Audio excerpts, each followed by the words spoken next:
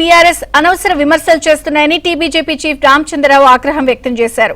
సర్వల్ల ఓట్లు తొలగిస్తే కేరళంలో యూడీఎఫ్ ఎలా గెలిచిందని ప్రశ్నించారు.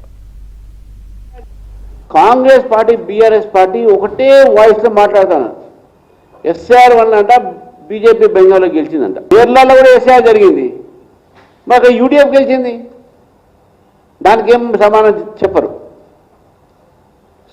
తమిళనాడులో జరిగింది ఎస్ఐఆర్, అక్కడ స్టాలిన్ ఓడిపోయారు. మీ బంధువులే కదా ఆయన, మీతోనే ఉండే ఇండియా అలయన్స్లో, ఆయన అక్కడ ఓడిపోయారు. దాన్ని ఏమంటారు? ఈ ప్రజా నిర్ణయాన్ని కూడా మీరు అవమానపరుస్తున్నారు. మేము కూడా ఓడిపోయాం, మీరు ఓడిపోయారు. ఓటమి ఎందుకు ఉంటుంది? ప్రజల నిర్ణయం బట్టి ఉంటుంది ఓటమి. ఈ ఎస్ఐఆర్ చేపట్టి కాదు. మీ ఇద్దరిని అడుగుతా ఉన్నాను నేను. హైదరాబాద్ ఓటర్ లిస్టులో, తెలంగాణ ఓటర్ లిస్టులో బంగ్లాదేశ్ వాళ్ళవి, పాకిస్తాన్ వాళ్ళవి, పాకిస్తాన్ కూడా చాలా మంది ఉన్నారు. దాదాపు 5,000 నుంచి 10,000 మంది ఓవర్ స్టేయింగ్ పాకిస్తాన్ ఉన్నారు హైదరాబాద్లో.